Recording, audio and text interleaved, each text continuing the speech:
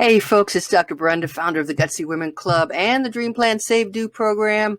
Traveling the country in my RV with my 3 cats. Hey, please subscribe below. I'd really appreciate it if you already subscribed. Thank you. I appreciate the support. Okay, I am at Bear Lake State Park, St. Charles, Idaho. I've got this beautiful photo. Looks like a fantastic park. Oh, guys, I'm really disappointed in this one. These guys get 2 campfire review out of 5. I think that is the worst yet. So let me tell you about this. So I reserved well before the fees were hiked. Idaho State has really just doubled everything for non-residents. So I paid with booking fees like $39 a night, which that's not cheap. All the prices have gone up since then. The last park I was at Henry Lake State Park, and their fees doubled. It's close to Yellowstone. So here, what they've done is, this is a popular park for people who are driving on the beach and want to hang out. So they've doubled the non-resident rates from $7 to $14. That's your vehicle entrance fee. I'll talk a little bit when we get down to the value of what the campsite fees look to be right now. Certainly more than what I paid for. This is one of the parks, maybe it's the only park, where I'm scratching my head trying to think of why I'm here. Honestly, there's just the campground is on the east shore of Bear Lake, on the border of Idaho and Utah. Most of the action is on the north shore. So I was looking through the website to trying to figure out, why. Well, first of all, it's called like the Caribbean of the Rockies. I don't think so, guys. It's not the Caribbean. Nice turquoise water when you can see it, if you can get into what's left of it. But I was looking online again, like trying to figure out, well, why was I drawn to this? And I'm looking at the activities and amenities. It sounds really fantastic. Less than a mile from the campground. I've got a fishing river. I can rent jet skis, rent a motorboat, retail snacks, scuba diving, sightseeing. Folks, there's nothing around in this area. You gotta go, up at the North Shore. There are some, a little strand of rental places and some food, but there is nothing within miles of this campground. And to do most of the stuff is on the other side of the lake in Utah. So in hindsight, certainly I feel a little bit tricked into this particular park. And boy, I certainly, if you're in this area, stay on the other side. There's so much more to do, and a little bit of action here. You've got to drive. You want some ice cream? 45-minute round trip, maybe. So it's quite a way. So let me go into the details here. Campsite, 3 out of 5. It is a rock pebble surface. I had to try a couple of times to get my front wheels not to be hanging way up, so it is not particularly flat. It is spacious, so I'll give them that, but this is an electric only site. There are water spigots. The water spigots are at the very front of the campsite. Now, I filled up at the dump station, filled up my water tank, running a little bit low, and if I need to, I don't have a 100-foot hose. You need a really long hose, or you gotta get in your RV, get it all set, and move on up and find that spigot, connect your hose, fill up the water tank. So considering that this is electric only, there's no sewage hookup. The campsite it's clean, it's pretty big.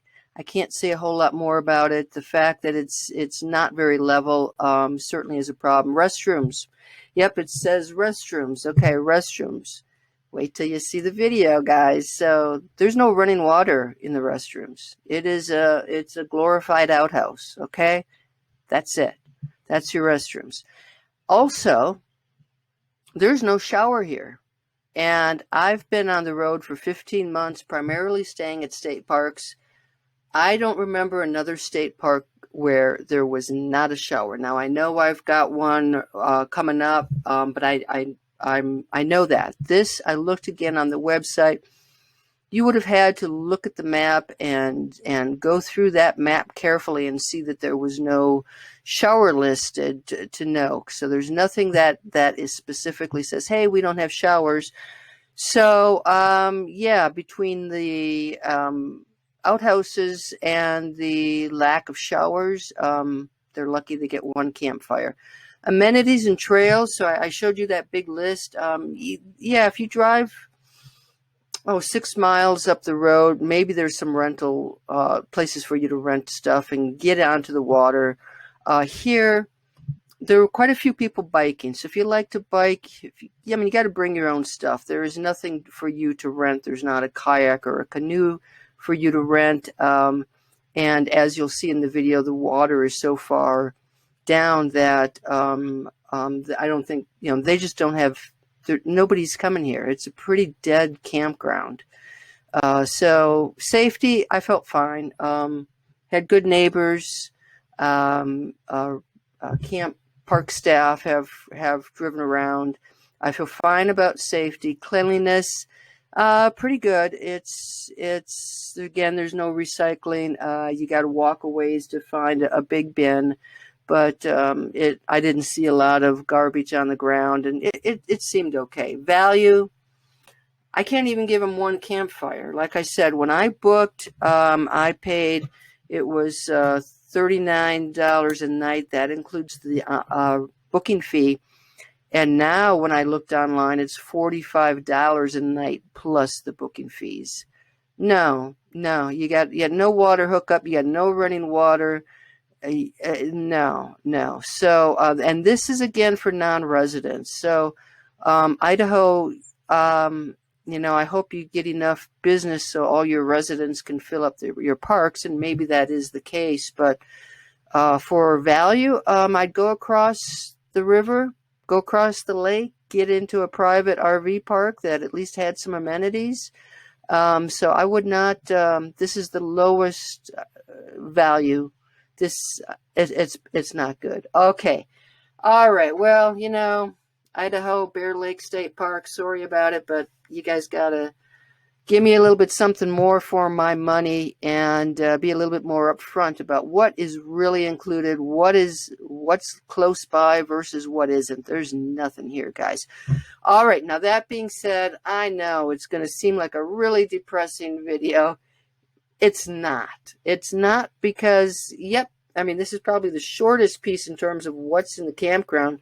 So I'm like, I don't want you to feel terrible if you're here. So I added a couple of fun things. There's a cave, Minnetonka Cave, not too far away. So I went up there and shot a little video of that. And then I have this really cool little surprise at the very end. So stick around, and you're looking for a little shopping experience, I've got that for you too. All right. So, hey, please subscribe below. And if you stay at Bear Lake State Park, I'd love to know what your experiences are up before I go. I'm here in August 2021, and several days I cannot see across the lake. The haze, the smoke from the wildfires travels here, and you've got a lot of air quality alerts. So just be careful. If you've got any lung issues, breathing issues, if you're concerned about the air quality, check ahead of time. So that is the story from here. Enjoy the video.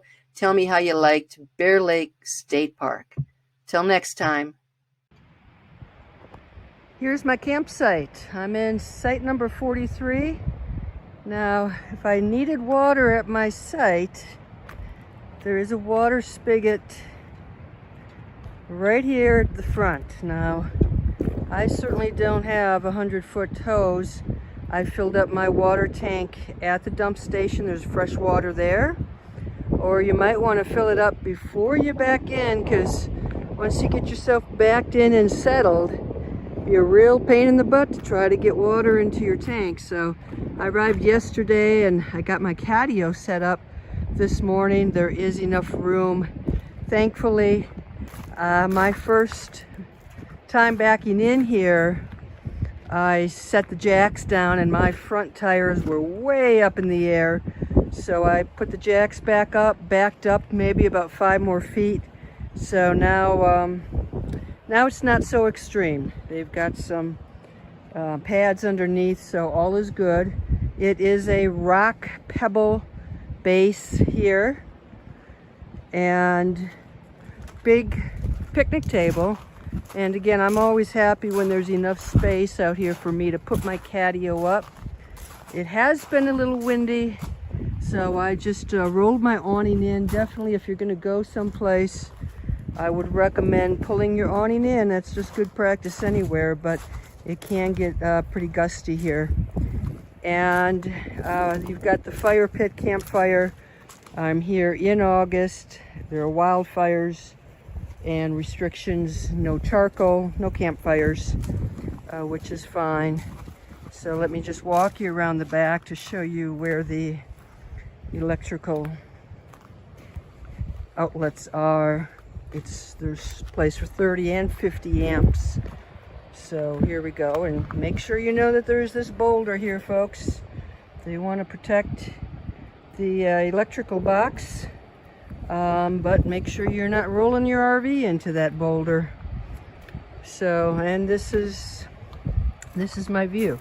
If you can get a site, beachside, lakeside, I would recommend it. You're going to get a little bit more of a breeze there, but you are also going to get a pretty snazzy view.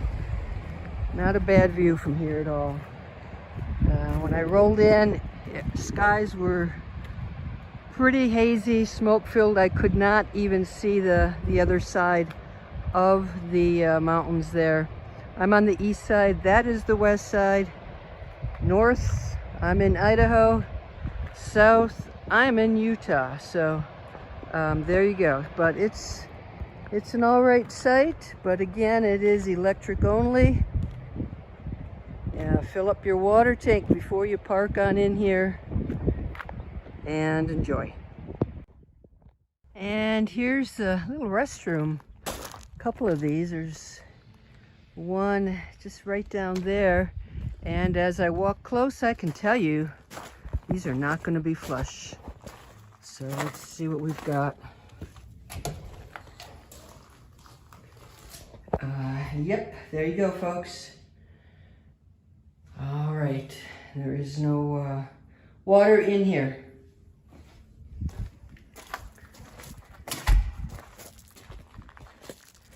Let's see what else we can find. And this is the dump station. Unlike my last one, this one is working. It is operational, which is really good news.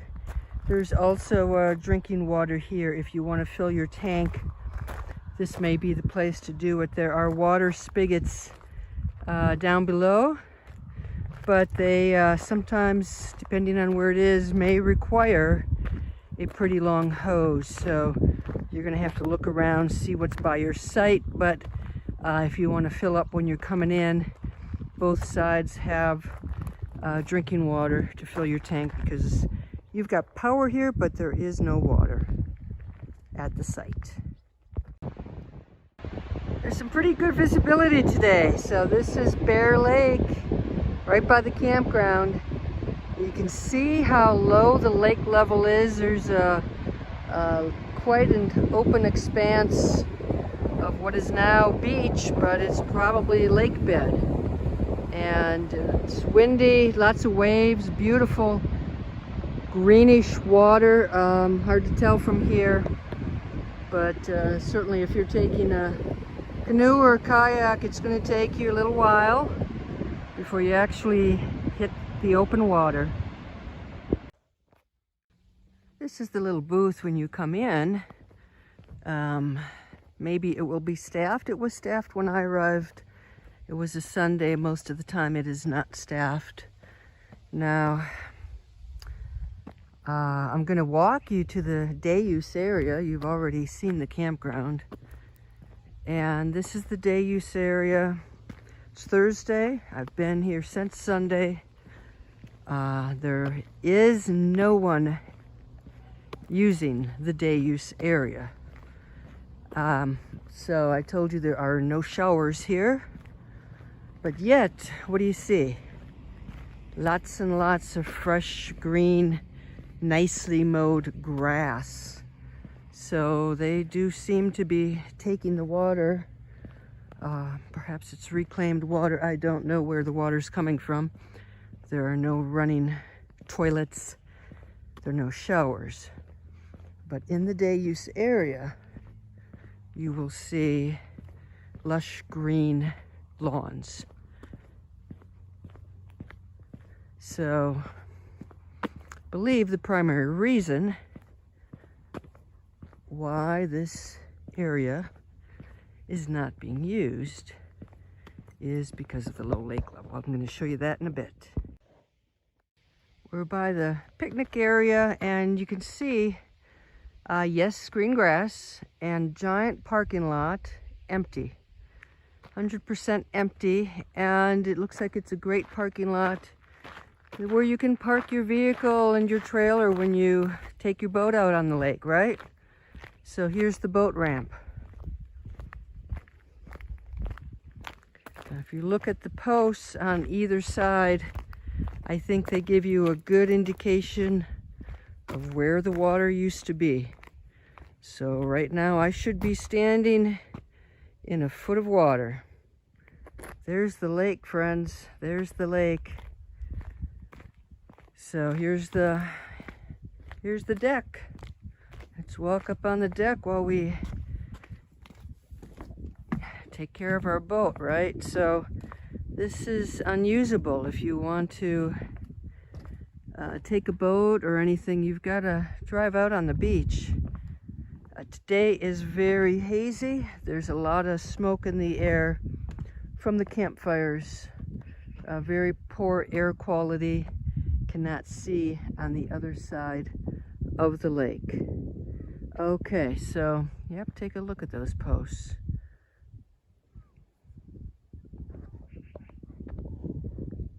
That is the day use area. Hey folks, if you are looking for a good little side trip, I think I found one. This is Minnetonka Cave, and it's in Cache National Forest. Scenery here, landscape is beautiful, very different from what you're going to find at the campground. So you're going to drive in several miles. It takes quite a while driving on this back road. Watch out for the cattle. You're going to stop, get your cave tour tickets here. Now I'm here in late August 2021. The price was $12 for adults. So you're going to purchase your tickets, and a mask is required. Make sure you do not wear any clothing that you wore in another cave. They do have some fresh masks for you. And then you're going to drive up the road about 5 or 6 minutes. So let's go check it out, huh? But definitely this looks like a nice little adventure. I'll give you a view.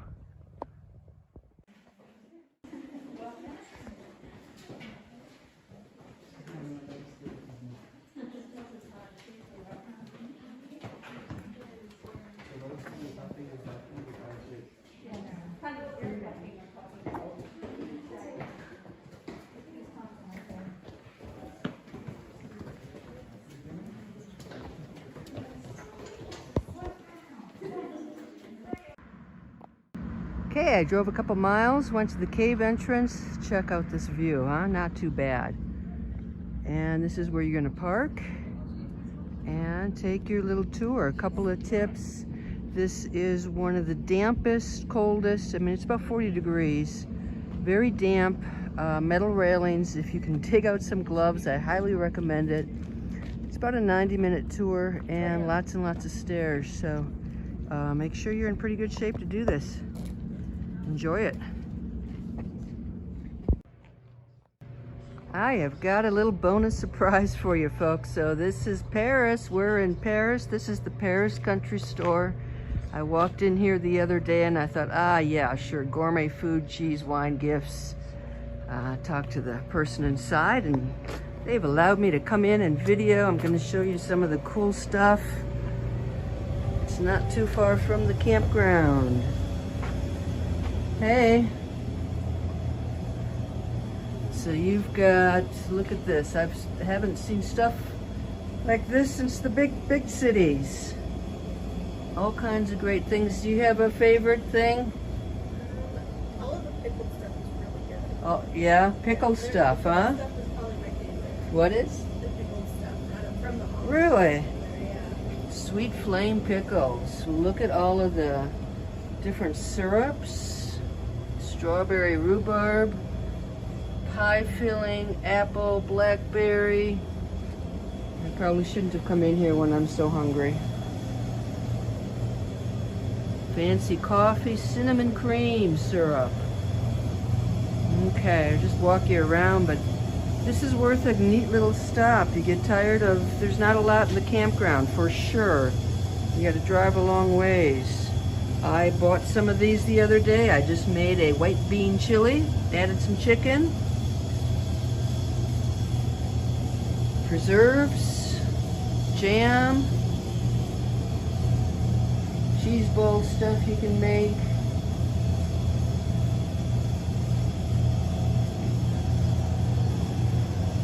And it goes on. And of course huckleberry jam, although Montana was claiming huckleberry everything, so huckleberry syrup. And then a couple of surprises. So I bought one of these soaps the other day. Guess what? My bathroom smells delicious. I bought, what did I get? I think I got lavender and rosemary, but really neat stuff in here. Looking for some nuts. Fancy potato chips, all the way from Traverse City, Michigan. Okay, so you get the idea. Hey, I'm from Wisconsin, so I had to pick up some cheese curds. They got different flavored cheese curds too. All right, Paris Country Store. Check it out. It's pretty cool.